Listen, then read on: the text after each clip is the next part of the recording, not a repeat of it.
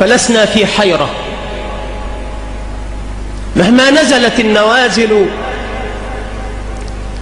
واستجدت المستجدات لسنا في حيرة. لا يكون أهل السنة يوما في حيرة، كيف وهم على البيضاء ليلها كنهارها لا يزيغ عنها إلا هالك. نعم، الحمد لله والصلاة والسلام على رسول الله وعلى آله وأصحابه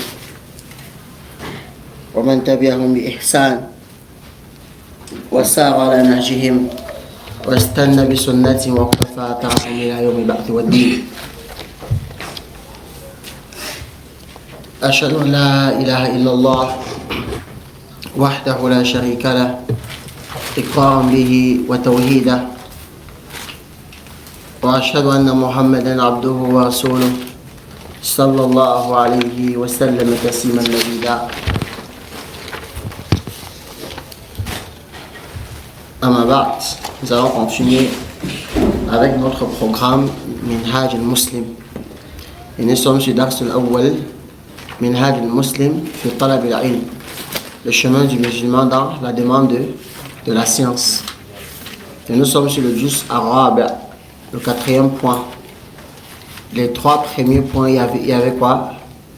Ta'riful ilm, définition de la science. Ensuite, Fadlul ilm, les mérites de la science. Ensuite, Fadlul ulama, les mérites des savants. Donc, al-juz arabe, Adabu talabil ilm. Adabu talabul ilm. Donc, c'est la partie des comportements de l'étudiant en sciences. C'est la partie des comportements de l'étudiant en sciences.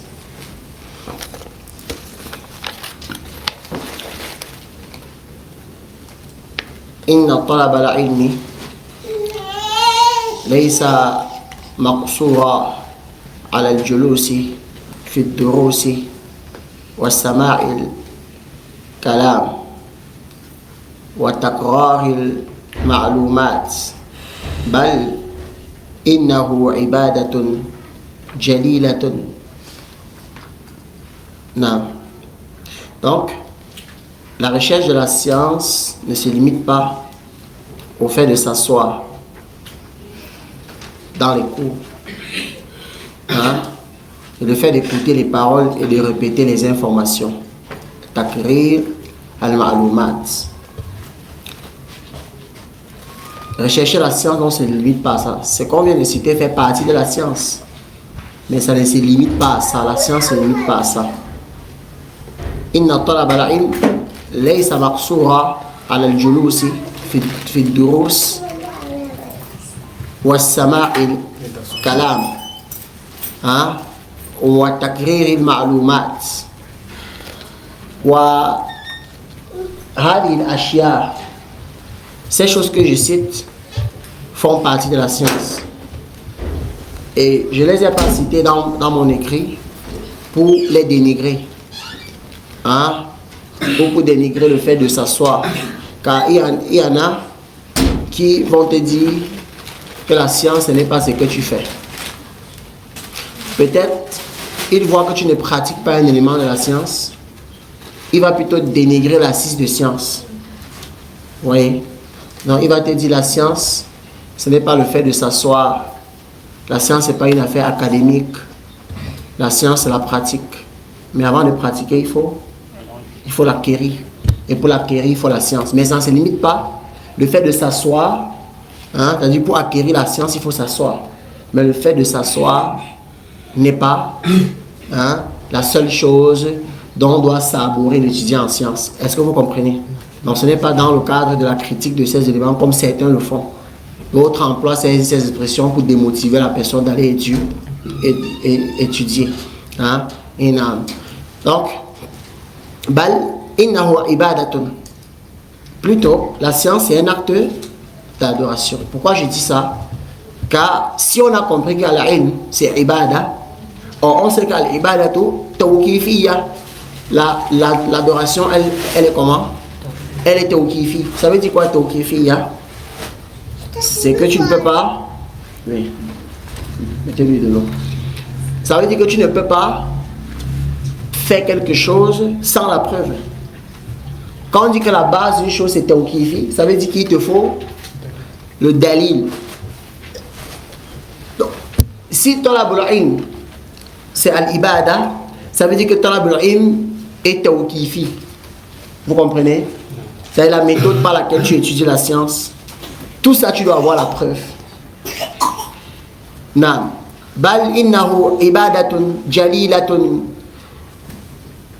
Naam tatatallabu adaban rafi'a wa sulukan qawima wa tasarrufan hakima.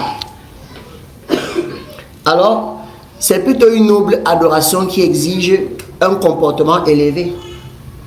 C'est-à-dire une éthique, un comportement élevé. Hein? Wasulukan kawima. Et une conduite droite. Une conduite qui est mustaqima. Une conduite qui est droite.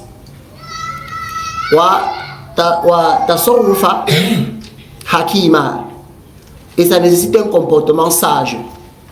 De façon générale, ces éléments qui sont apportés ici, lorsque nous disons que c'est une noble adoration, j'ai expliqué pourquoi. Hein? Non, parce que si on comprend que c'est une science, que la science, c'est une adoration par laquelle on se rapproche d'Allah subhanahu wa ta'ala, on comprend donc que nous devons étudier comment prendre la science. C'est clair ça, oh là là? Non. Tatatallabu adaban rafi'a. Donc ça nécessite que tu aies un comportement élevé. Et le comportement élevé, tu ne vas l'avoir que si tu l'étudies. Car le comportement élevé, c'est une pratique. Wal ilmu qabla al-qawl wal amal. Al ilmu qabla al-qawli wal amal. La science avant la pratique et l'acte. Donc il est donc la science avant la parole et l'acte à fois. Avant la parole et l'acte. Donc il est important pour la personne de faire comment? D'apprendre dans ses comportements afin d'aborder le vêtement de l'étudiant en sciences. Ensuite, sulukan kawiya ou kawima, donc le fait que la personne ait un comportement droit. Et le comportement droit, c'est qui est mustaqim? C'est ma ja'a bihi Rasulullah sallallahu alayhi wa sallam, ce avec quoi est venu le prophète sallallahu alayhi wa sallam. Naam. Fama akthara man yatlubu al-ilma bila adab wa ma aqalla man yajma'u bayna al-ilmi wal adab. Donc, combien ils sont nombreux ceux qui recherchent la science sans aucun bon comportement dans la science. Et qu'ils sont peu, ils sont très rares, ceux qui mélangent entre la science et la bonne conduite. Non. Non. Alhamdulillah. Hein? Non, alhamdulillah qu'ils soient venus. Hein? Car vous facilite à vous deux. Reste calme. Hein? Non, tu écoutes le cours, tu comprends? Non. Donc, les gens sont nombreux. C'est-à-dire, parmi ceux qui étudient la science, ils sont très nombreux, ceux qui n'ont pas le comportement de l'étudiant en sciences. Et ils sont très peu qui étudient avec le comportement de l'étudiant en sciences. وَمِنْ أَجَلِّ مَا يُعِينُ طَالِبًا على الثبات والنجاح في طلب العلم أن يعرف كيف يتأدب مع ربه ورسوله والعلماء والمعلمين والإخوان والعامة وكل من حوله. Voici donc les différents points qui vont constituer le cours que nous allons faire. Ce que j'ai préparé donc pour vous se résume en ces choses-ci. Je dis donc que parmi les plus grandes causes de stabilité et de réussite dans la quête du savoir, il y a le fait que l'étudiant sache comment se comporter, premièrement, envers son Seigneur. Donc, on va prendre le comportement de l'étudiant en sciences envers son Seigneur. Wa rasulihi, et le comportement envers le messager. Wa ulama'ihi, ou wa ulama, et le comportement envers les savants. Wal muallimin, et envers les enseignants. Wal ikhwani, et envers ses frères de classe, ses camarades de classe. Wal amma, envers les gens de la masse. Wa kulli man hawla, et tout ce qui entoure ça. Et on verra aussi le comportement de l'étudiant en sciences envers la science elle-même. Le comportement de l'étudiant en sciences envers lui-même. Le comportement de l'étudiant en sciences envers l'assise de science. Ça c'est ce qui est contenu dans et tout ce qui tourne autour d'elle. Donc nous allons voir le comportement de l'étudiant en sciences envers qui?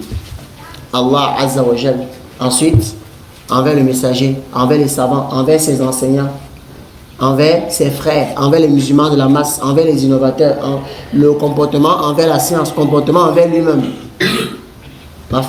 Son comportement durant l'assise. طيب. ولذلك سنذكر في هذا الجزء 8 مواقف ينبغي على طلب العلم أن يحسن فيها الخلق ويتمم فيها أدبه. Donc c'est pourquoi dans cette partie je vais vous évoquer 8 situations dans lesquelles l'étudiant en sciences doit faire preuve de bonne manière et de parfaite conduite. Et vous allez noter ça situation par situation. Nous sommes dans le juz arabe, le 4e juz. Le 4e juz a combien de parties à l'intérieur? 8 parties. Ces 8 parties, c'est ce que je viens de citer. Le comportement al-adabu talab al-ilm ma'Allah, ma'a rasulihi, ma'al ulama, ma'al muallimin. C'est tout ça qui va constituer les 8 parties là. C'est clair? Donc, ce que j'ai voulu vous faire comprendre par cette introduction, c'est que la science ne se limite pas au fait de s'asseoir et le fait de répéter les paroles. Ça fait partie de la science, mais l'acquisition de la science n'est pas seulement ça. J'ai aussi voulu vous faire savoir que les comportements de l'étudiant en sciences sont nombreux, mais ce que je peux vous donner, c'est-à-dire je ne peux vous donner que ce que je possède. Comme le dit le dicton, même la femme la plus belle de la terre ne peut donner que ce qu'elle possède. Cependant, il y a des livres des illustres savants qui ont clarifié le comportement de l'étudiant en sciences. Et ce sont des livres desquels je me suis inspiré. Peut-être je n'ai pas cité tout ce qu'ils ont cité. Je n'ai pris que quelques points pour que vous puissiez avoir un éclairage sur le sujet. Il y a le Kitab al-Ilm du Cheikh Mohammed ibn Salih al-Uthaymin. À l'intérieur, il parle de la science ainsi que le comportement général de l'étudiant en sciences. Et il y a le comportement, les adab du Talab al-Ilm du Cheikh Abdurrahman ibn Nasir al-Sa'adi. C'est un petit livre dans lequel il mentionne en bref le comportement de l'enseignant et de l'élève. Comportement de l'enseignant et de l'élève. Donc ça c'est un peu comme un résumé de ce qui se trouve dans ces livres-là.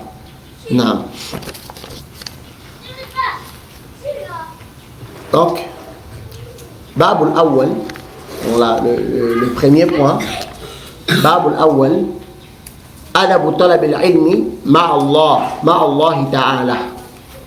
dans le comportement de l'étudiant en sciences envers Allah subhanahu wa ta'ala. Babul awwal, adabu talabil ilmi ma Allah ta'ala. Le comportement de l'étudiant en sciences envers Allah subhanahu wa ta'ala. Adabu, yani alif hamza fatha a, dal fatha da, ba dhamma bu, talibi, madun bil alif, lam kasra bi, lam kasra li, ba kasra bi. Adabu talibil ilmi ma'a Allah ta'ala. C'est noté? Non. Donc, premier chapitre, en fait c'est le premier chapitre de la première partie. J'ai voulu nommer ces chapitres parce qu'il y a d'autres qui seront très longs, très conséquents. Donc on ne va pas seulement mettre quand ça sont les adouab, les chapitres, les portes, différentes portes de notre sujet. Non. يجب على طلب العلم أن يؤدي حقا ربه سبحانه فهو أول من يتوجه إليه وهو الذي يوفقه ويشرح صدره ويرزقه الفهم والحفظ. Donc, l'étudiant en sciences doit obligatoirement donner le droit de son Seigneur. Il doit rendre à son Seigneur, exalté soit-il, son droit. فهو أول من يتوجه إليه. Pourquoi? Parce que c'est vers lui qu'il se tourne en premier lieu. Car c'est Allah qui accorde la réussite. C'est lui qui ouvre la poitrine. Et c'est lui qui octroie la compréhension et la mémorisation. J'aimerais qu'on me comprenne bien ici et on note le résumé. Ce qu'il faut savoir, c'est que si l'étudiant en science ne s'arme pas d'Allah subhanahu wa ta'ala, dans le fait qu'il veut rechercher la science, alors il ne va pas bénéficier du bien qu'il y a dans la science. L'étudiant en science doit savoir qu'il n'est personne, il n'est pas intelligent. Il y en a qui comptent sur leur mémoire. Il dit vraiment, tu me connais. Moi, quand je prends ça, si je prends le chapitre là, subhanallah. Il doit plutôt s'armer de son Seigneur, subhanahu wa ta'ala. Avoir un tawakkul qui est kawi. Grande confiance en son Seigneur. Hein? Il doit s'armer, pourquoi? Parce qu'il sait que qui va dilater sa poitrine pour qu'il ait la science là? C'est Allah subhanahu wa ta'ala. Qui va ouvrir sa poitrine pour l'inscrire? C'est Allah subhanahu wa ta'ala. C'est vers qui il retourne pour demander de lui clarifier, de lui faire comprendre, hein, de lui faire mémoriser. C'est vers qui? C'est vers Allah subhanahu wa ta'ala. Ça veut dire, l'étudiant en sciences qui ne pense pas qu'Allah Azza wa Jal peut l'assister dans tout ce qu'on a cité, la mémorisation, l'apprentissage, la compréhension, il a un mauvais comportement envers Allah subhanahu wa ta'ala. Il a un mauvais comportement vis-à-vis d'Allah. S'il se dit que tout dépend de lui, hein? Non, il ne comprend pas, c'est simplement parce qu'il ne veut pas. Vous savez, il comprend, c'est parce qu'il est fort. Il comprend, c'est parce qu'il est, hein, il fait ça depuis. Il comprend, c'est parce que son père n'est pas n'importe qui, c'est pour ça qu'il comprend la science. Ça, c'est quelqu'un qui a un mauvais comportement vis-à-vis d'Allah subhanahu wa ta'ala. Parce que le véritable croyant, il est comment vis-à-vis d'Allah? Il est humble. Il sait qu'il n'y a aucun bienfait qui le touche, si ce n'est que c'est Allah qui a voulu que cela le touche. Il sait qu'il n'y a rien qu'il puisse bénéficier dans la vie de ce bas monde sans que ce ne soit par la permission d'Allah subhanahu wa ta'ala. Est-ce que vous comprenez? Ça veut dire que c'est donc vers Allah. Parmi donc, ce que vous retenez dans cette particule-ci, c'est que la grande âme étudiant en sciences, c'est quoi? Abdoua. Abdoua, l'invocation. L'invocation, il demande à Allah subhanahu wa ta'ala de lui faciliter la science. Il demande à Allah subhanahu wa ta'ala d'ouvrir sa poitrine. Il demande à Allah subhanahu wa ta'ala de dénouer sa langue il demande à Allah subhanahu wa ta'ala de lui faciliter de comprendre cela. Il demande à Allah de lui faciliter de mettre en pratique. Il demande à Allah de lui faciliter de mémoriser. Et quand il est touché par un de ses bienfaits, il revient, il est reconnaissant. Hein? Vous comprenez? Dans le comportement que tu as envers ton Seigneur, c'est que tu lui demandes. Tu lui demandes et tu es reconnaissant lorsqu'il te donne.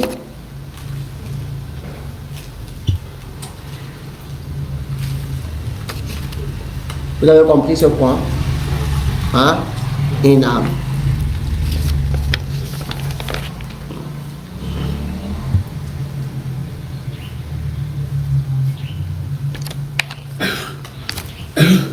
Non.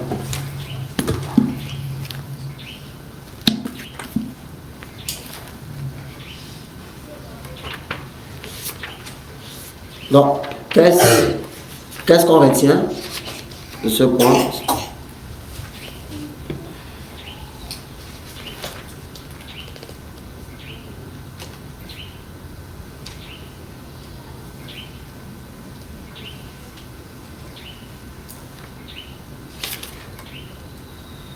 Qu'est-ce que vous avez noté à cela?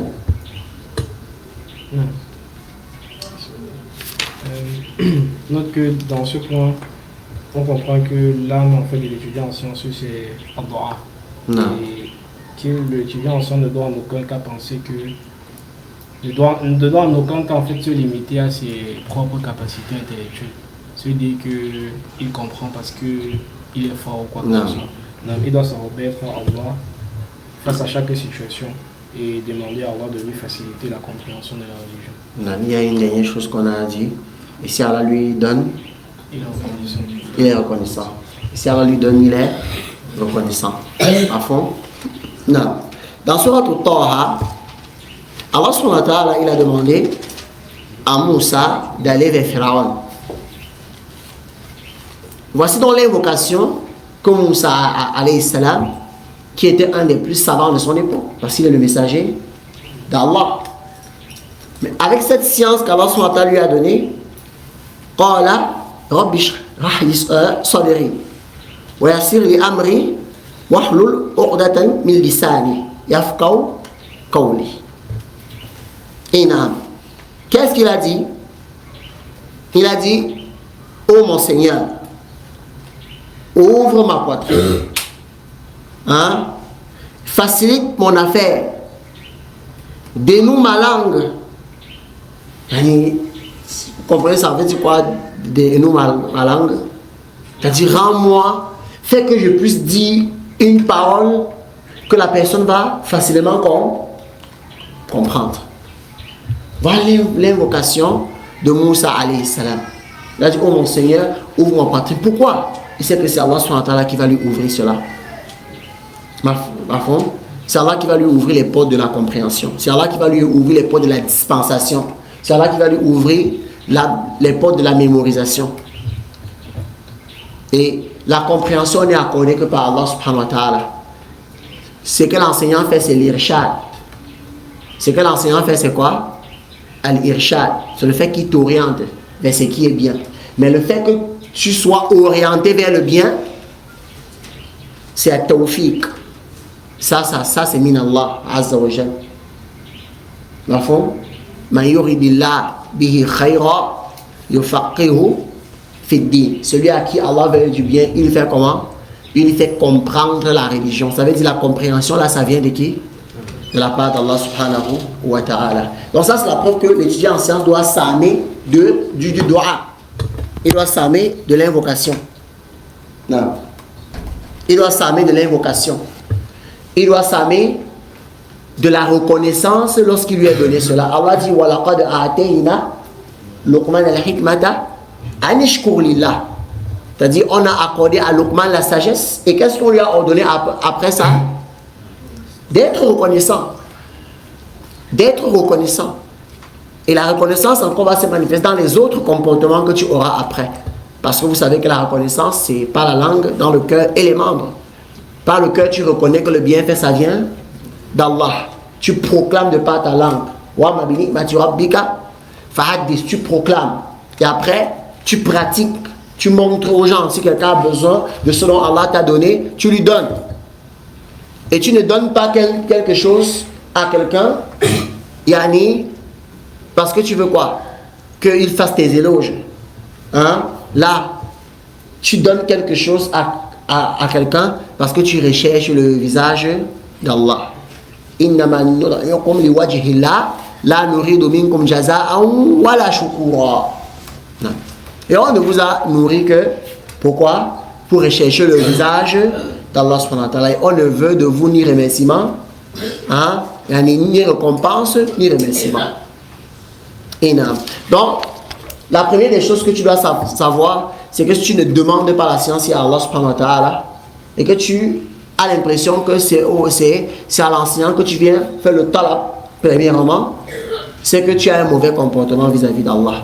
Le premier talab du ilm, c'est que tu demandes à Allah subhanahu wa ta'ala de t'accorder tout, la compréhension, la mémorisation, la mise en pratique, tout ça. Hein? Tu demandes d'abord à qui? À Allah subhanahu wa ta'ala. Et puis tu fais les causes en allant chez un enseignant. Tu fais les causes en allant chez un enseignant afin de bénéficier, hein, de celui qui a pris un moyen pour acquérir quoi? La science, de bénéficier de son mérite, de celui qui a pris un moyen pour acquérir la science. Et quand Allah te donne, tu en es reconnaissant. Donc c'est ce qui est voulu par cette phrase-ci. Wa min a'zami ma yuzhiru bihi adabuhu ma Allah an yukhlisa lahu niyyata fi talab al-ilm fala yatlubuhu liriya wala lijah nam wala limunakasa wala limunafasa nam quelque chose qui est wala limunafasa wala limunafati nam dunyawiyya bal yatlubuhu raghabatan fi rida Allah wa rafa'il jahl anhu wa an ghayrihi. Donc, parmi donc les plus grandes marques de bienséance envers Allah subhanahu wa ta'ala, de bon comportement envers Allah, an yukhlisa lahu niyya fi talab al-ilm. C'est que tu lui voues une intention sincère dans la recherche de la science. Car on a dit à l'introduction que talab al-ilm c'était quoi? Al-ibada. Hein?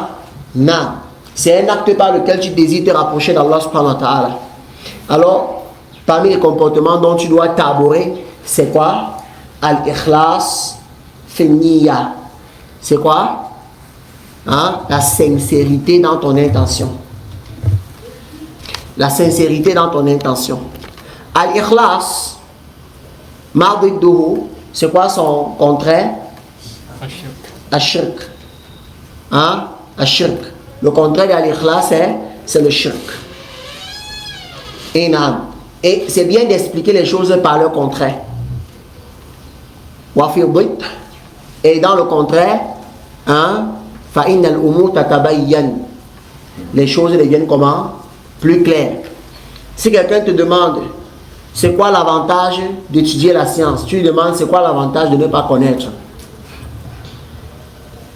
Avec ça, quand il va voir que ne pas connaître n'a aucun avantage, il va voir l'avantage de connaître. C'est pour ça que les savants ont dit, hein, dans le contraire, les choses deviennent plus claires.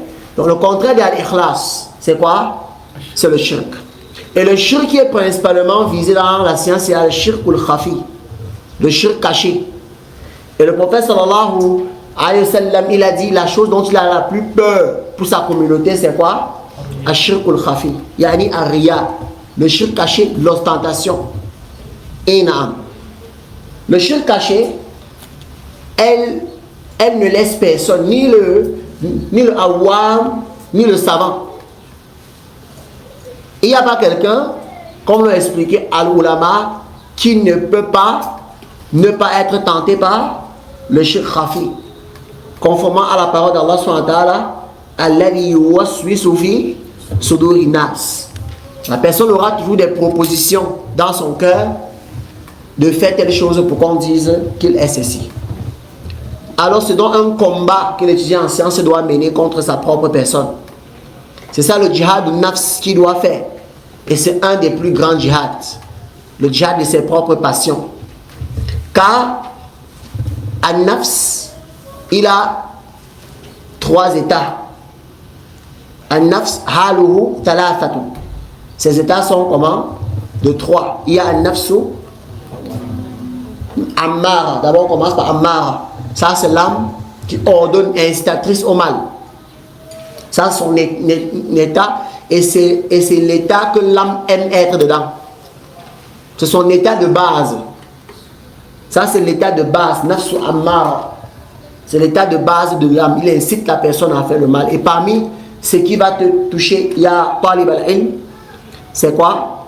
C'est que tu seras insufflé d'apprendre la science afin de vanter ce que tu as mémorisé, afin de vanter ce que tu connais, afin d'être connu auprès des gens comme le savant, afin d'être connu auprès des gens comme le grand imam. Et c'est pour ça que tu verras des gens qui sont des bébés dans l'étude de la science se donner des grandes appellations comme Al-Lama, Al-Sheikh, Al-Fadil, telle personne et telle personne. Jusqu'à ce que si tu l'appelles, tu dis mon frère, tel, il dit tu as déshabillé mon nom, habille ça vite. Mais là-bas que cher. Non, il ne faut pas. Et tu vois, il n'est pas vieux. Parce que s'il est vieux, au moins, on va dire cher, c'est pour appeler quelqu'un qui est vieux. Il est jeune. Mais il dit, il faut mettre mon cher là. Non, n'enlève pas ça. Dans toutes ces situations, il te rappelle, tu connais le nombre d'années que j'ai étudié. Tu connais comme si, hein, là, on ne peut pas entrer dans les cœurs des personnes pour savoir s'il est sincère. Mais parmi les bienfaits d'Allah sur ses serviteurs, c'est qu'il a fait que ceux qui ne sont pas sincères, la plupart des temps, ça se ressort dans leur façon de parler, dans leur façon d'agir. Tu dois donc combattre ça, ya talib al-ilm. On demande à Allah de nous soutenir dans ce combat. Et s'il t'arrive de faillir, alors corrige ton intention au plus vite. Si tu arrives de faillir, tu corriges ton intention. Et si tu ne parviens pas à corriger, c'est-à-dire ton âme incitatrice au mal, hein, t'a incité à ne pas être sincère dans l'acquisition de la science. Et que tu veux persister dans ça, et que ton âme ne te réprimande pas après.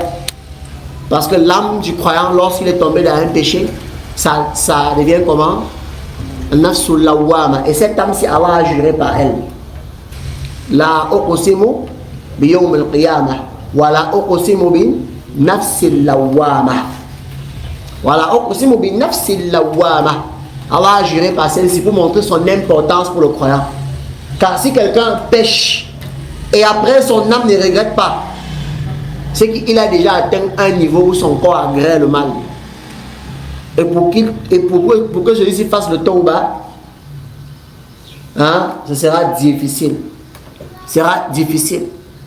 C'est pour ça que pour pousser ton âme à regretter lorsque tu as perdu cette intention, il suffit que tu te rappelles de 2 hadiths.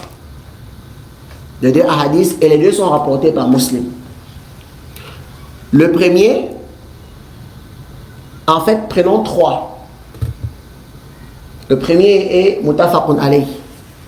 Le prophète sallallahu alayhi wa sallam, il a dit que la science, yani al-Qur'an, hujjatul lak ou alayk. Le Coran sera quoi? Une preuve pour toi ou contre toi. Rappelle-toi de ça. C'est la science que j'ai apprise, si demain on me juge encore par elle. Pour pousser ton âme à regretter. Et pour pousser à ne même pas tomber dans le riya. Parce que tu sais, tu as la science qu'il ne faut pas avoir l'ostentation. Ne fais donc pas que cette science que tu viens d'acquérir soit une preuve contre toi. Et bien, si tu te rappelles du premier point, tu ne peux pas y arriver sans l'aide d'Allah. Parce que quelqu'un peut se demander pourquoi j'ai mis le premier point là avant la sincérité. C'est que même pour avoir la sincérité, là, tu as besoin de la demander à Allah subhanahu wa ta'ala. Sinon, tu ne peux pas. Tu ne peux pas y arriver. Sauf si Allah subhanahu wa ta'ala t'aide. Deuxième hadith, c'est le hadith de celui qui vient Yawm al-Qiyamah. Allah subhanahu wa ta'ala va citer ses bienfaits. Tu as fait ceci, il dit Naam. Tu étais un imam, il dit Naam. Tu as enseigné aux gens, Naam. Tu as fait ceci, tu as mémorisé ceci, Naam. Tu as mémorisé tout le livre d'Allah. Il dit Naam, ya Rab, j'ai fait tout ça. On va lui citer des choses, des préséances dans la science. La mémorisation, l'enseignement, l'étude, tout ça pour lui seul. Qu'est-ce qu'Allah subhanahu wa ta'ala dit après ça? On va citer jusqu'à ce qu'il aura l'impression qu'il est bien agréé auprès d'Allah.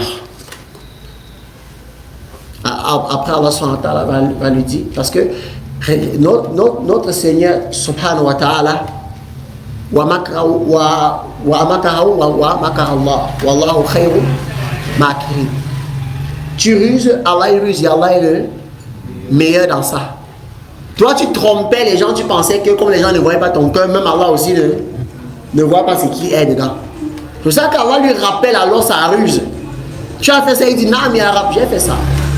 Tu as fait ça, Naam ya Rab, j'ai fait ça. Tu as fait ça, Naam ya Rab, j'ai fait ça. Ensuite Allah subhanahu wa ta'ala informe donc que tu as fait ça pour que les gens disent que tu es un mémorisateur. Tu as fait ça pour que les gens disent que tu es un lecteur. Tu as fait ça pour que les gens disent que tu es un imam. Alors tu n'auras que ce que les gens ont dit. Vous comprenez ce que ça signifie? Il n'aura aucun mérite de la science. Ça veut dire que les ashab al-hammarat ou al-khammarat, il ne sera pas différent d'eux. Les compagnons des boîtes de nuit et de l'alcool, pendant qu'il était en train d'étudier, les ashab al-hammarat ou al-khammarat étaient dans les hammarat et les khammarat. Anta, tu étais assis bila niya, bila ikhlas fi niyatik, sans la sincérité dans ton intention. Yom al-Qiyamah, tu te trouves même, tu as même tout ça encore contre toi.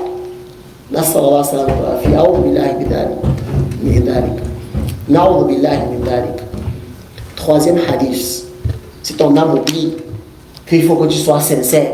Le troisième, le prophète sallallahu alayhi wa sallam nous a informé que les étudiants en sciences seront châtiés avant les adorateurs des tombes.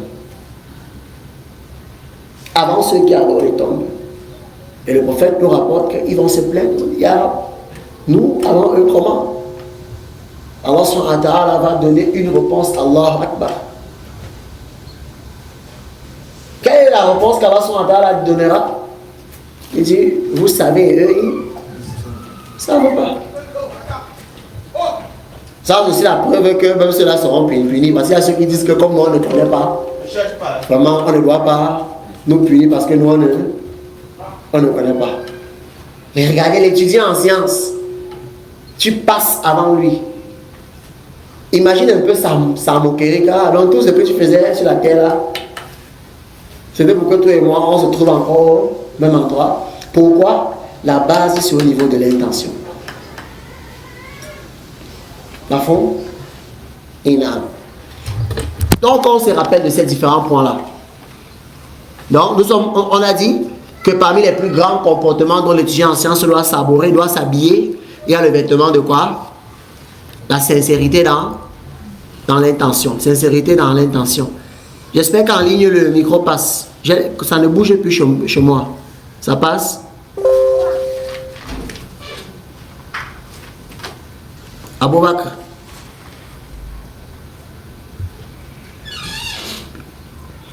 Non, ça bouge maintenant. C'est bon?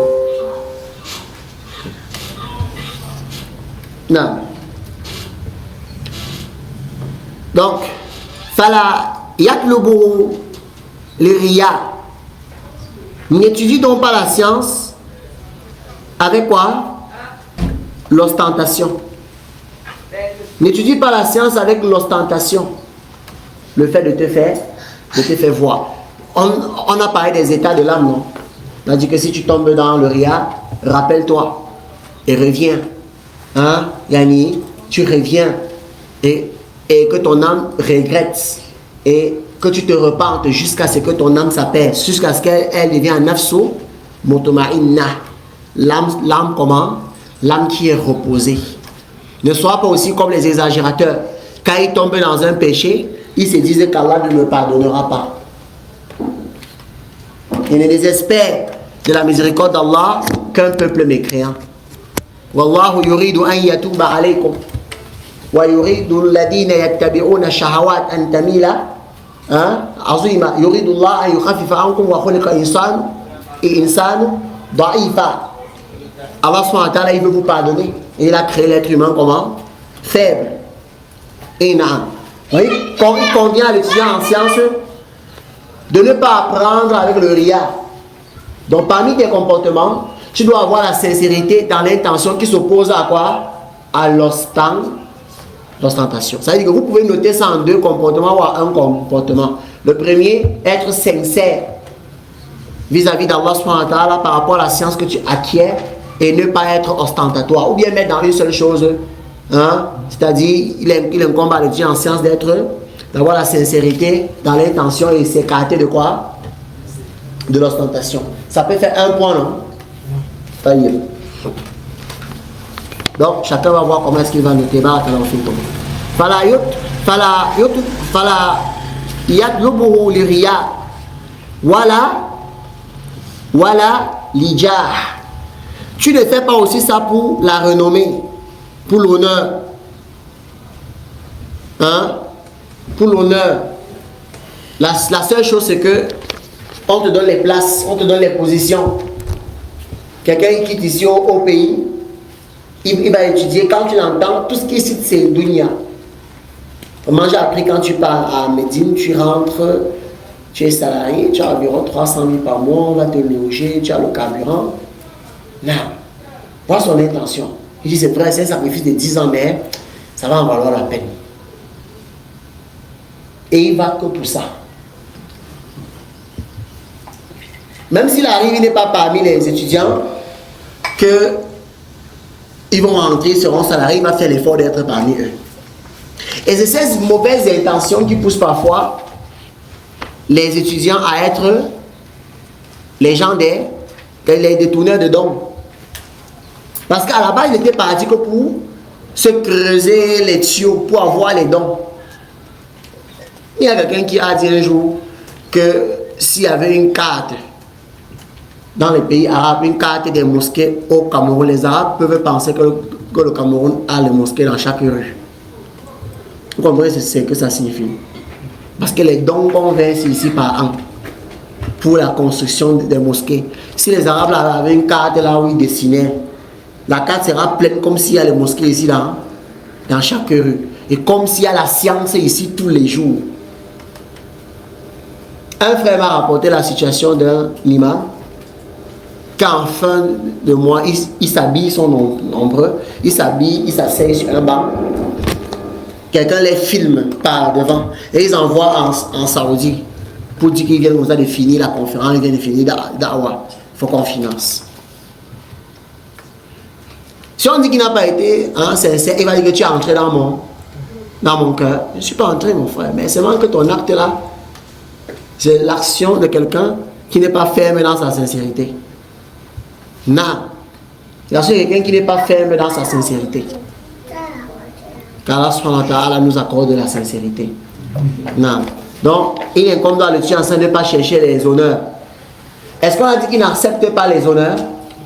On a dit qu'il ne cherche pas les honneurs. Il ne cherche pas les honneurs. Et si on lui en donne, il doit s'assurer qu'on n'exagère pas sur sa personne. Si on lui en donne, il doit s'assurer qu'on n'exagère pas sur sa personne. La preuve que la personne peut accepter les honneurs qu'on lui donne, les compagnons, comment est-ce qu'ils appelaient Abu Bakr as-Siddiq? Khalifatu Rasulullah. Khalifatu Rasulillah sallallahu alayhi wa sallam. Ça c'est l'honneur, ça, oh là là. C'est l'honneur. Non. C'est l'honneur. Mais ils n'ont pas accepté qu'on leur donne la même position que le prophète sallallahu alayhi wa sallam. Comment est-ce qu'on a appelé Omar ibn Khattab? Amir al-Mu'minin, le prince des croyants, le roi des croyants, l'émir des croyants. Ça c'est l'honneur. Non, donc ça c'est la preuve. Suivant l'heure, mais aujourd'hui quelqu'un peut accepter les honneurs mais jamais Omar n'a dit qu'il est Amir al-Mu'minin. On lui a donné cette appellation et il a accepté. Hein? Non. Et la première personne à appeler Omar, Amir al-Mouminin, il s'est fâché. Parce que lui, il s'est fâché pourquoi? C'était la première fois qu'on appelle quelqu'un comme ça. Parce qu'à l'époque des Othman, ils n'ont pas eu de problème. Parce qu'avant eux, quelqu'un s'est déjà fait appeler ainsi. Lui, c'est la première fois qu'il entend ça. Et c'est Ali qui lui a dit, hein, Esbir, Ya Amir al-Mouminin, calme-toi Amir al-Mouminin. On a réfléchi sur comment est-ce qu'on va t'appeler. Et ça prouve ici que les compagnons ont su que comme il est leur chef, on ne peut pas encore lui dire Omar comme ça, l'appeler sans habiller son nom. Hein? Donc ils ont réfléchi. Ils ont dit, on a pensé qu'on va t'appeler, comme Abu Bakr as-Siddiq s'appelait Khalifatou Rasoulillah. On a pensé qu'on pouvait t'appeler Khalifatou Rasoulillah. Donc le successeur du prophète. Mais ça faisait trop long. Et ensemble, on a décidé que c'est mieux qu'on t'appelle Amir al-Mouminin. Accepte le don et ne fais pas de trouble. Et il a accepté. Et à l'époque des Othman et Ali, c'était devenu normal que le chef s'appelle Amir al-Mouminin. Non. Mais la personne ne doit pas chercher quoi? Les honneurs. Pas faux? Il doit être donc humble. Et parmi donc les choses que l'étudiant ancien doit chercher à faire, c'est d'apprendre à prendre la science des petits. Ça tue l'ostentation dans le cœur. Celui qui apprend à prendre la science des petits, plus petit que lui, ça tue l'ostentation dans le cœur. À fond? Et non. Celui qui apprend son âme à réapprendre, même ce qu'il connaît, ça tue l'ostentation. Parce que si on programme au Usul Talata, la première chose que Nafsu Ammara va te dire, on a fait ça, non, tu peux là-bas faire quoi? Première des choses, on a déjà fait. Tu as déjà même fait 6 explications. Pourquoi tu fais encore? C'est la première des choses. Hein? Non. Mais par rapport à celui qui va combattre son âme, quelle âme? Ammara. Wa naha nafsa anil hawa. Fa inna al-jannata hiya al-ma'wa. Non. Voilà. Limuna fasati. D'abord, j'ai dit Limuna Pacha, c'était une erreur d'écriture. Hein? C'est Muna Fasati Dunyawiya. Ça veut dire quoi? Il ne recherche pas la rivalisation, la rivalité dans les affaires mondaines. Il ne cherche pas la rivalité dans les affaires mondaines. Et il étudie parce qu'il y a la grande mosquée de sa ville où on a dit qu'il sera imam s'il finit de mémoriser le Coran. Son seul objectif, c'est de mémoriser pour qu'il soit imam de la mosquée de sa ville. Il veut rivaliser. Et non. Donc voilà ce qu'on est en train d'expliquer, c'est que ça nous permet de mieux comprendre le point. Le point, c'est que tu dois avoir quoi? La sincérité dans l'intention et t'écarter de l'ostentation. Voici donc les maladies qui prouvent que la personne est ostentatoire dans son cœur. Le fait qu'il cherche quoi? La renommée. Quelqu'un vient par exemple, il te dit, hein, je suis un savant. Moi, que tu me vois là, je suis un savant. Honnêtement, vous avez entendu qu'un savant dit qu'il est savant. Moi, je n'ai pas encore entendu. Quelqu'un vient et dit, je suis un savant. Il y a un qui m'a vu un jour, il dit, j'ai appris que tu fais mon takfir. J'ai dit non. Non, papa, ne fais pas moi ton takfir, je n'ai jamais fait ça. Dans mon cours, j'ai seulement dit que tu fais ça, tu fais ça. Il dit vraiment, faites attention, et c'est nous qui vous avons appris, allez, vous apprenez aujourd'hui, et vous venez maintenant faire ta fille, il y a un truc que je vais te dire. Il ne dit pas souvent ça, et il dit ça à tout le monde. Je vais même dire, même sans prononcer son nom, ceux qui le connaissent doivent savoir de qui je parle. Il dit, je vais te dire un truc, moi que tu me vois, je suis un érudit. C'est parce qu'on parle dans Bafoussa, moi, je n'aime pas, hein, j'étais imam des Haramain, subhanallah. Moi, je suis un érudit. Je suis resté, subhanallah. Tu vois, vous connaissez que ça veut dire érudit. Il y a savant, il y a érudit. En arabe, c'est allama. Un allama, celui qui a atteint le degré de allama, c'est quelqu'un qui a formé les ulama. C'est-à-dire que si parmi les élèves de quelqu'un, on cite les savants, on va commencer à l'appeler comment? Al-allama. Hein? Non. Maintenant, devant lui, on va l'appeler Samahat Shem. Si tu dis Al-allama, il ne sera pas d'accord. On dit Samahat Sheikh. Mais lorsqu'on l'évoque, ça c'est permis même depuis l'époque des Salaf. C'est permis quand on évoque une personne. Si la personne a parmi ses élèves, il y a les savants, on dit Al-Allama Sheikh. Non. Mais devant lui, on va dire Fadila Sheikh ou Samahat Sheikh. C'est-à-dire son excellence. Non. On va voir ça dans le comportement envers un savant. Et quelqu'un vient là, il me dit qu'il veut te dire un truc, il dit à personne, alors qu'il dit ça à tout le monde.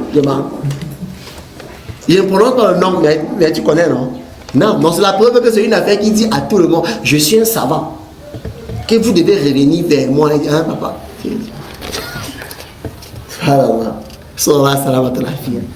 Maintenant, si tu lui dis que tu es ostentatoire, il va dire non. Et ce qui est étonnant, c'est que celui qui est ostentatoire, c'est lui qui te dit que c'est parce que je ne veux pas parce que je ne veux pas les éloges des gens, hein. C'est que je suis un savant. Maintenant quand tu me dis là, c'est pourquoi? C'est pour que je fasse des éloges. Non. Et ça me rappelle lorsque le cheikh Abdelaziz Ibn Abdullah Ibn Bas, il était mufti à son époque. On organisait une conférence. Le présentateur a commencé à dire, nous accueillons aujourd'hui Al-Allama, Fadila Sheikh, Samahat Sheikh, ceci, cela. Le cheikh a demandé, parce qu'il était aveugle, il a demandé à celui qui l'accompagnait de le soulever et il rentre.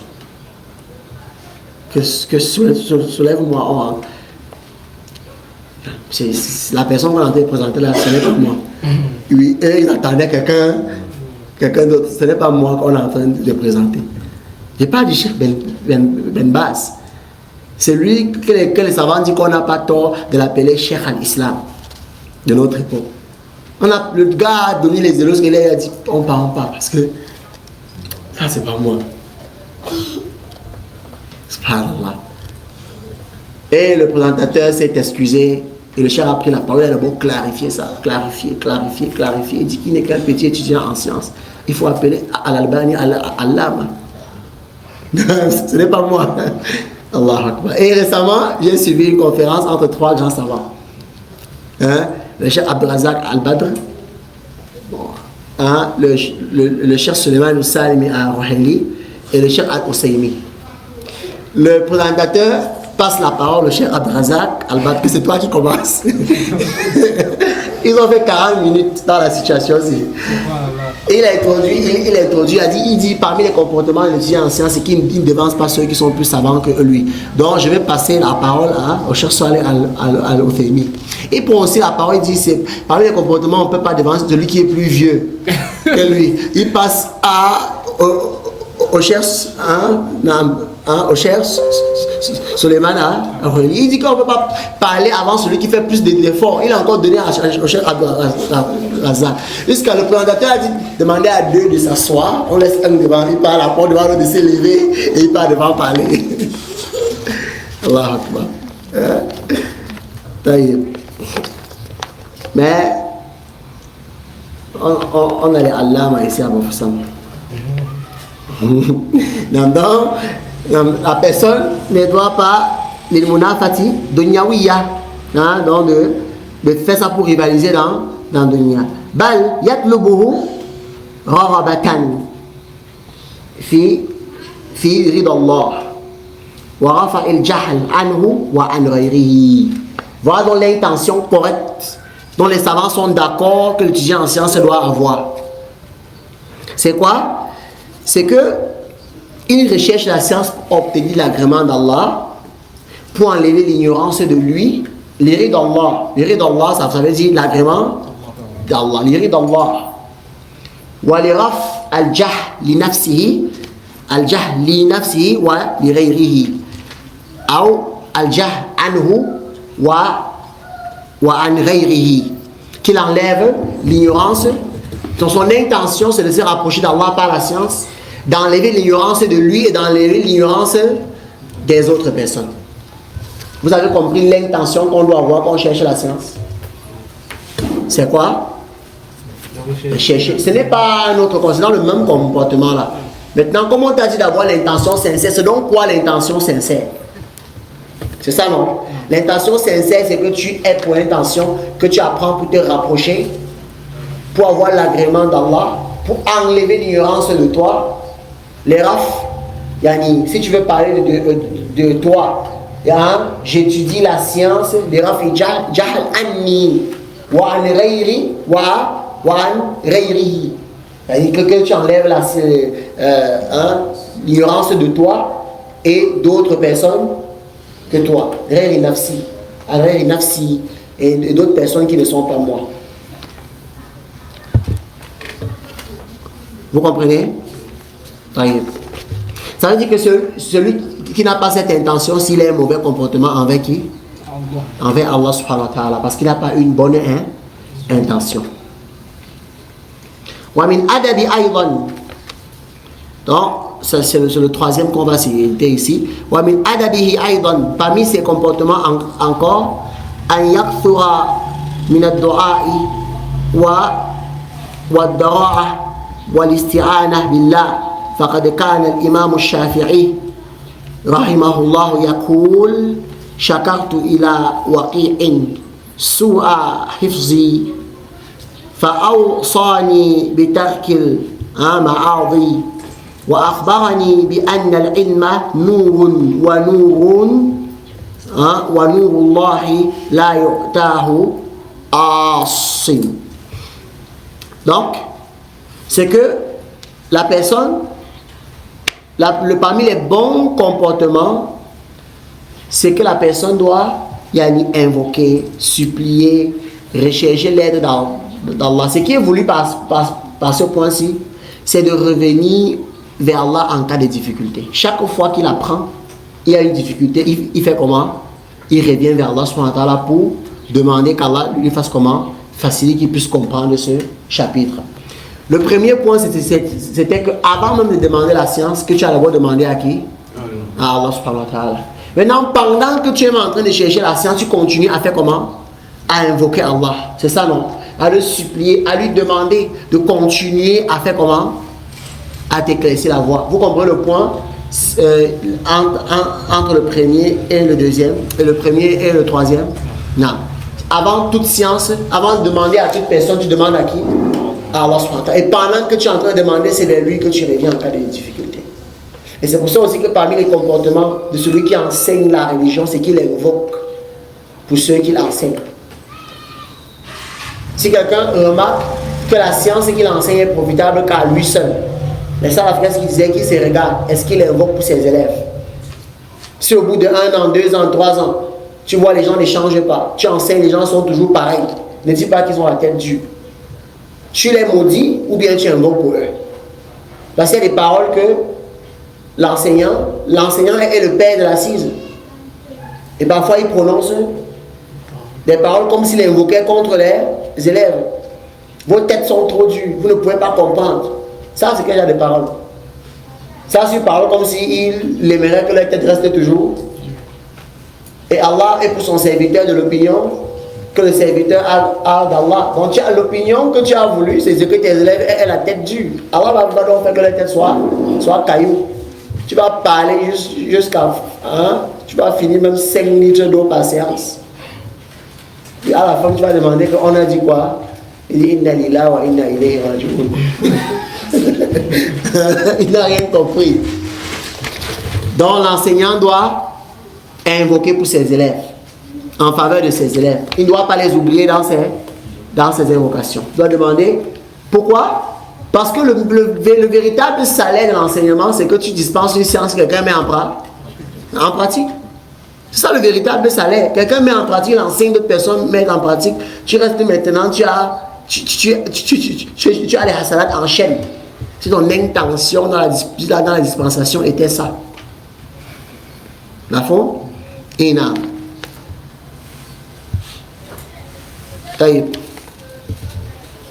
Le point là est noté. Donc tu reviens vers Allah, humilié, tu l'invoques et tu demandes de t'assister pendant que tu recherches la science. Tu reviens vers lui en cas de difficulté. L'imam Shafi'i a dit qu'il s'est plaint à Waqi' de la faiblesse de sa mémoire.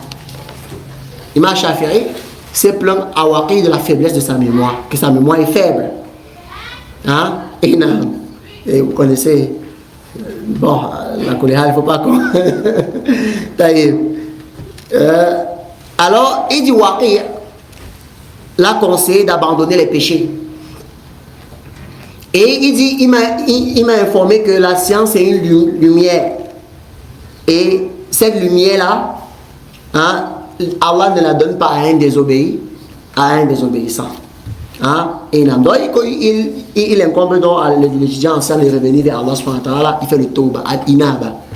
Hein, il revient vers Allah subhanahu wa ta'ala, humble, humilié. Il demande pardon pour ses péchés. Hein? Et Nami invoque Allah subhanahu wa ta'ala de lui faciliter. L'imam Ahmad, dans un affaire qu'on rapporte de lui, c'est que il a ressenti une faiblesse dans sa mémoire. Sachez que la faiblesse dans la mémoire, c'est pas comme pour nous. Nous, là, nous sommes des hommes faibles. Donc, si on a une faiblesse, peut-être c'est une faiblesse plus. Hein? Non. Parlant de la mémoire de l'imam Shafi qui se plaint à Waqi que sa mémoire est faible, l'imam Shafi, quand il est venu prendre le hadith chez l'imam Malik, quand il est arrivé, l'imam Malik enseignait son Muwatta. Hein? L'imam Shafi, il a pris le Muwatta qui a 2800 hadiths, il a mémorisé en 10 jours avec toutes les chaînes de transmission. Et ça lui paraissait long. 10 jours pour 2800 hadiths, c'était trop long. Ça lui paraissait long. Parce qu'à l'époque, il y a des gens qui en faisaient plus. Hein? Non, les gens étaient vraiment... Les étudiants en sciences étaient nombreux sur la terre. Nombreux. Et les musulmans de la masse étaient peu. Et c'est le contraire à cette époque. Les gens de la masse sont nombreux. Les étudiants en sciences sont peu. Non. L'imam Ahmad, il a remarqué qu'il avait des difficultés à mémoriser le hadith. Et il est revenu vers Allah, demander pardon. Il a commencé à faire le istighfar abondamment. Quand on lui a demandé, il a dit, regardez, et il a dit, tout à l'heure, c'est-à-dire quand il venait au cours, qu'est-ce qui s'est passé? Il y a eu une femme qui a fait un mauvais geste et il a vu son cabine. Il a vu sa cheville. Et il se peut que c'est ce péché-là qui l'empêche de mémoriser. Car nous facile la hijra. Non. Ça, il ne faut pas qu'on commente trop.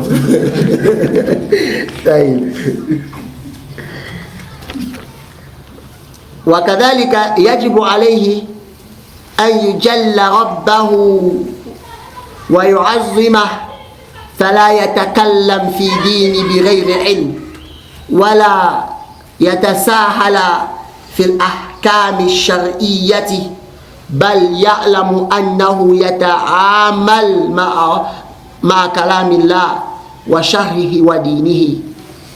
نعم. Il fait également partie du bon comportement. Kadalika yajibu alayh. Donc il est obligatoire pour qui? Pour l'étudiant en sciences. An yujalla rabbahu wa yu'azzimahu wa ya'zimahu. Naam. Donc il fasse comment? Naam. Que il est obligatoire pour l'étudiant en sciences qui puisse glorifier son Seigneur, qui puisse le magnifier. À fond. Donc, c'est-à-dire qu'il puisse le vénérer, le magnifier. Et il ne parle pas sur la religion d'Allah sans science. Le fait de parler sur la religion d'Allah sans science, c'est un mauvais comportement envers qui? Envers Allah. Tu t'assures que ce que tu dis, tu as le dalil. Il y a quand tu t'akallam, fi mas'alati laysa laka fiha imam. Et le fait de parler sur Allah sans science. Vous connaissez un péché qui dépasse le shirk. Le shirk, c'est le top des tops. C'est le champion péché, toutes catégories confondues. C'est-à-dire que dans les grands péchés, c'est lui qui est au top. Dans les petits péchés, c'est le petit shirk encore qui est au top. Donc il est champion, toutes catégories confondues. Mais quand Allah subhanahu wa ta'ala a cité les péchés dans le Coran, après le shirk, il a dit wa an taqulun ala Allahi ma la ta'lamun. Et que vous parlez sur Allah sans science. Donc l'étudiant en science, donc, il ne parle pas dans la religion d'Allah sans science. Il ne traite pas avec négligence les règles religieuses. Ça, c'est l'explication de que tu dois vénérer et magnifier Allah. Vous comprenez? Le fait de savoir qu'Allah, il est Al-Azim. Ça veut dire quoi? Tu considères sa législation comme la législation grandiose, non? À l'intérieur, donc, c'est quoi le comportement que tu dois appliquer? Je ne sais pas si vous me comprenez. J'ai cité un comportement, c'est le fait de vénérer Allah et de le magnifier. Maintenant, à l'intérieur, qu'est-ce qui t'incombe de faire? C'est que tu ne dois pas parler sur la religion d'Allah sans science. Tu ne dois pas traiter avec négligence les règles de la charia. Prendre les règles d'Allah, les règles de la religion d'Allah subhanahu wa ta'ala comme la blague. Ceux qui jouent, ils s'amusent avec leur religion. L'étudiant en sciences doit prendre conscience au fond de lui qu'il est comme ça en train de manipuler quoi. Quand tu es en train de parler aux gens, qu'est-ce que tu manipules? Tu es en train de manipuler la parole d'Allah et tu expliques sa religion. Tu dois donc manipuler ça avec comment? Délicatesse. Vous avez déjà vu comment les personnes transportent les œufs? Elles sont transportées même comme quand on transporte les briques. Non. Il manipule ça avec délicatesse. Il réfléchit à ce qu'il va dire. Et il sait que chaque parole est consignée dans un livre bien gardé. Et sera heureux celui qui recevra son livre par la droite. Et sera malheureux celui qui recevra son livre par derrière, par la gauche. Il sait que ce sera mentionné. Il sait que celui qui a fait le poids de l'atome de bien, il va le voir. Celui qui a fait le poids de l'atome de mal, il va le voir. Et c'est donc que je suis comme ça en train de parler de la religion d'Allah subhanahu wa ta'ala. Je suis en train de manipuler les tests. Je dois donc faire comment? Très attention. Je ne dois pas parler sans preuve. Je ne dois pas parler de la religion d'Allah comme ça m'enchante. Et c'est ça le problème qu'Allah nous en préserve. Des gens aujourd'hui, parce que tu vois qu'il a bien la langue arabe.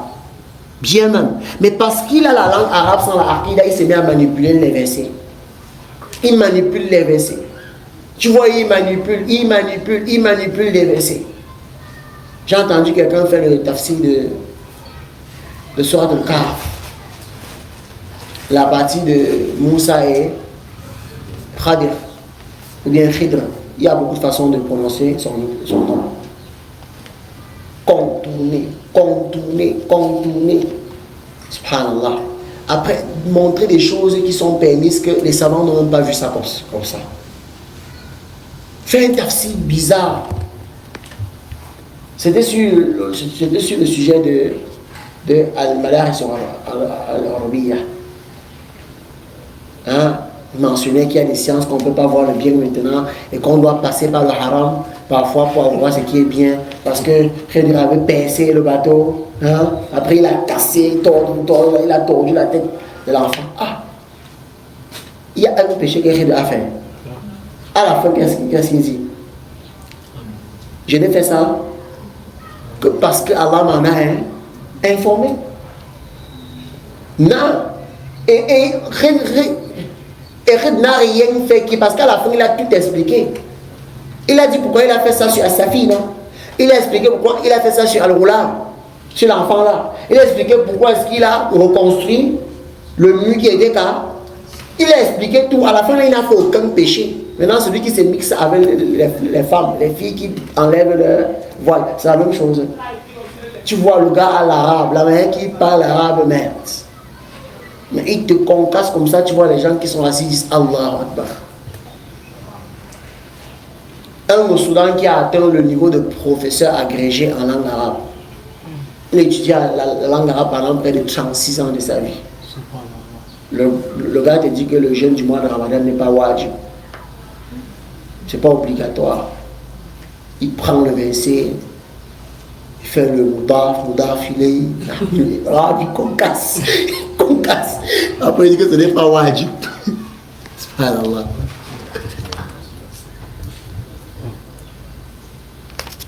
Hein? Et il ne prend pas conscience qu'il est en train de manipuler la science d'Allah et que la religion ne l'attendait pas. Il est en train de manipuler la religion d'Allah à fond. La science qui vient d'Allah subhanahu wa ta'ala. Il ne s'en rend pas compte. Hein? Il pense que sa connaissance de la langue arabe c'est plus élevé que pour le prophète sallallahu alayhi wa sallam. Il a compris l'arabe mieux que les compagnons. Alors que les savants sont unanimes que l'arabe qu'on parle aujourd'hui par rapport au Coran, ça s'est dégradé considérablement. Il n'y a qu'à lire les hadiths et entendre l'arabe qu'on parle aujourd'hui. Chacun de vous a fait cette expérience. Prenez les savants qui parlent l'arabe, lis le hadith et tu entends comment les savants parlent l'arabe. Tu vas voir que c'est deux mondes. L'arabe d'avant c'était l'arabe. Actuellement, si on se bat aussi, maintenant quelqu'un vient apprendre l'arabe de l'époque-ci. Et s'il pense que 36 ans là, il a compris plus que Sibouya, plus que Sibawé. Et même Sibawé qui est connu que c'est un des plus grands savants de la langue arabe, le Cheikh al-Islam Ibn Taymiyyah a écrit un livre sur les 9 erreurs de Sibawé. Non, les 9 erreurs de grammaire que Sibawé a fait. Non, bon, c'est entre eux les forts. Non. Mais à la Koréale, tu vois même celui-là, il parle arabe. Bien même, c'est vrai qu'il parle arabe bien, mais il ne faut pas qu'il parle comme s'il faisait la poésie. Il te dit que vraiment le verset, si dit ça, le jeûne de Ramadan n'est pas obligatoire. Même les saintes prières, en fait, ce n'est pas partout, subhanallah. La science là, ça lui est profitable. Là, ça n'est pas profitable. L'imad, il n'a pas pris conscience que tu ne dois pas parler sur la religion d'Allah sans science. Et comment tu sais que tu ne parles pas sur la religion d'Allah sans science quand tu chemines sur la voie des pieux prédécesseurs? Sinon, tu vas dire des choses étranges. Tu vas dire des choses qui sont étranges. Et tu vas même être victime de contradictions. Tu vas être victime de contradictions. Comme par exemple, ceux qui ont écrit des livres pour refuter le Cheikh Rabi al-Madkhali. Dans leur livre, ils disent que il est égaré parce qu'il critique les gens. Le livre qu'ils sont en train d'écrire, c'est un livre de quoi? De critique. Tu vois, tu seras victime de contradictions. Hein? Non. C'est pour ça qu'il faut revenir à la voie de Salaf Saleh. C'est là-bas, et la parole de l'imam Ahmed ne doit pas t'échapper. Iyaka tatakallam fi mas'alati laysa laka fiha al-imam. Prends garde que tu sois dans un sujet dans lequel tu n'as pas été précédé par un imam. Quelqu'un est venu voir l'imam Malik. Rajul ja'a ila al-Malik. Faqala lahu ya imam.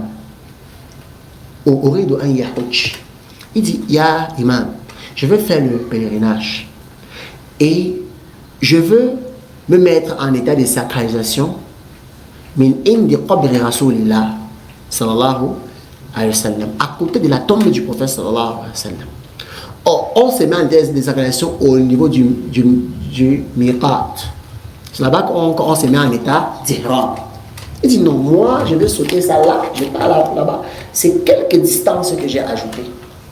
L'imam Ali lui a dit, Tarsha alayka al-fitna.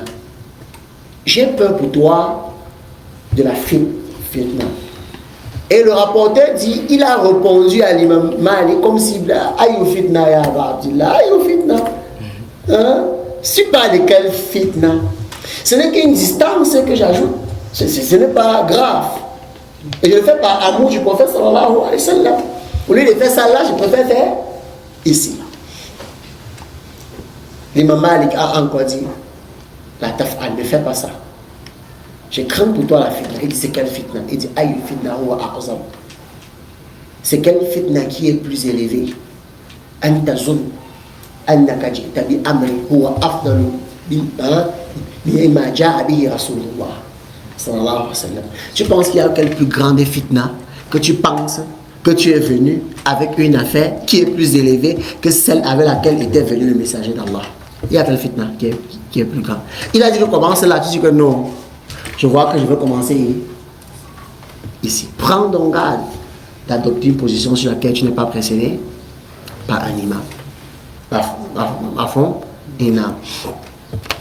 Donc, ça c'est ce que j'ai préparé pour vous en ce qui concerne le comportement de l'étudiant en sciences vis-à-vis d'Allah subhanahu wa ta'ala. Mafhum? Non.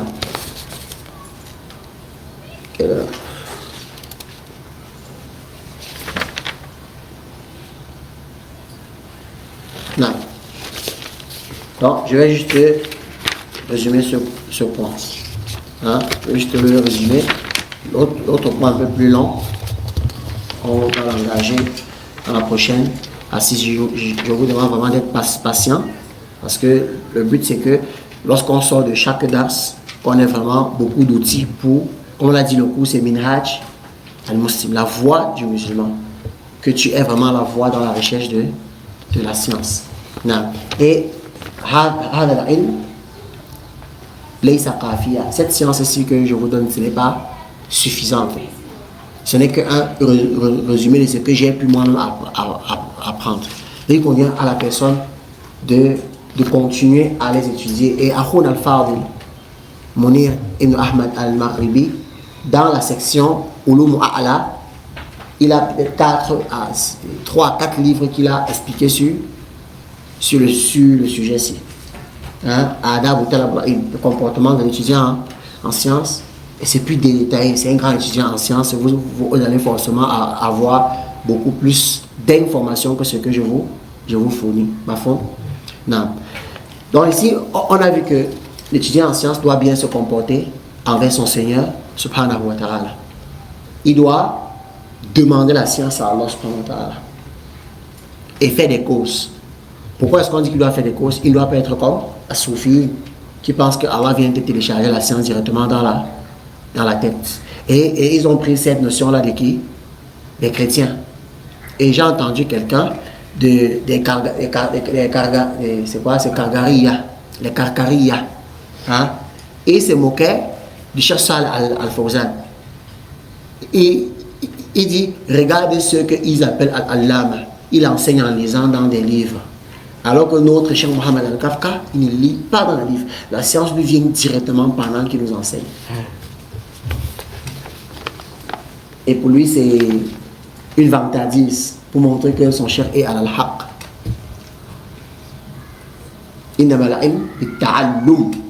La science ne s'acquiert qu'en faisant comment? En l'apprenant.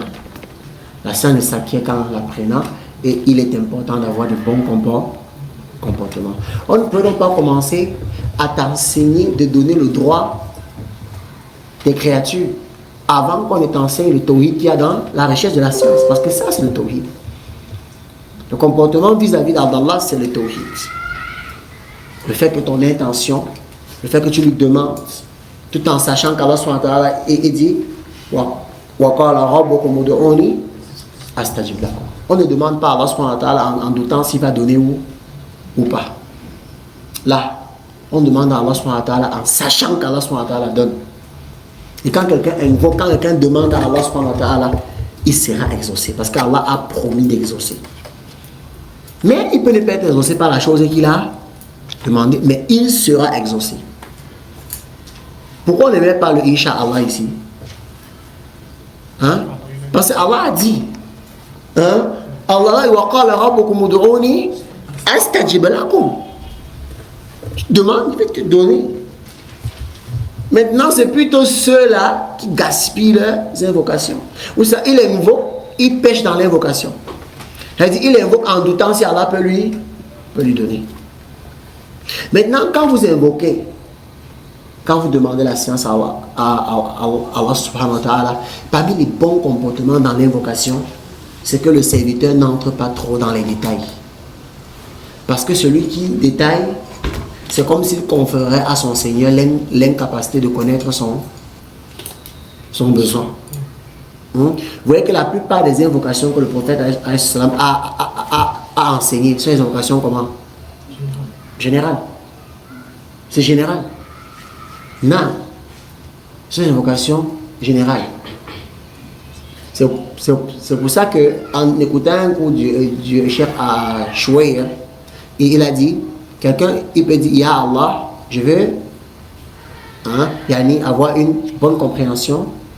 Bon, je prends l'exemple que le chef a pris et j'applique ça dans notre cas. pour être fidèle dans la transmission. C'est-à-dire, quelqu'un va dire, oh Allah, donne-moi une pour subsistance. Je ne sais pas comment on traduit ça. Allahumma anzurni min zawj salihah. Donc, bon, accorde-moi une femme vertueuse. Mais bon, il a employé risque. Donc, subsiste-moi par une femme vertueuse. Il dit, et ça c'est permis. Quant à celui qui va dire, je veux une femme aux yeux bleus, aux lèvres rouges, 1m65.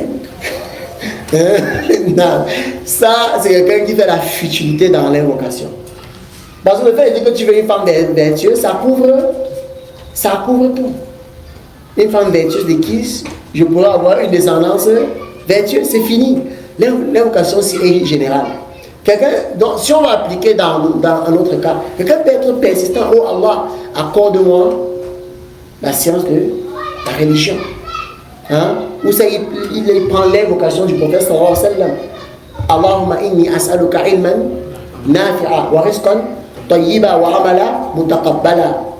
Et il répète ça. Et même s'il veut aller, il faut qu'il prenne en fait des spécificités qui ne sont pas très détaillées. Il peut invoquer pour avoir la science du hadith, mais qui ne dit pas que je veux mémoriser le hadith de telle réalité. Il commence à détailler. Là, il faut que ce soit. Non, il sait que son Seigneur connaît son besoin. Son Seigneur connaît ce qui est approprié pour. Quand tu commences à conditionner que tu veux une femme qui a que les yeux bleus, ça veut dire que même si ton Seigneur voit celle qui n'a pas les yeux, que celle qui n'a pas les yeux bleus est meilleure pour toi. Toi, tu t'en fous. Tu veux que celle qui a, même si elle a mis les lentilles. Quelqu'un dit, Allah, je veux une femme brune. Pour lui, il s'en fout, même si c'est peinture d'origine. Lui, même si il ne sait pas si c'est peinture d'origine ou bien. Vous comprenez ce que ça veut dire? Parce que, et actuellement, la tolérée du corps. Non, c'est tol. Tu vois une fille, elle est née noire. Elle grandit brune et elle meurt rouge. Non. Ça va, ça va toi la fille. Hein? Non, il commence à dire vraiment comme là. C'est Allah son temps là qui va te donner celle qui te correspond. Non. Donc quand vous invoquez, ne faites pas la futilité dans l'invocation. Soyez pas futile dans l'invocation. Demandez tout en sachant que votre Seigneur, il vous écoute. Parfait? Non. Donc, voilà ce qu'on pourrait voir aujourd'hui. Subhanakallah wa bihamdik, ashhadu an la ilaha illa anta astaghfiruka wa atubu ilayk. Fikum barakallah. فلسنا في حيرة مهما نزلت النوازل واستجدت المستجدات لسنا في حيرة لا يكون أهل السنة يوما في حيرة كيف وهم على البيضاء ليلها كنهارها لا يزيغ عنها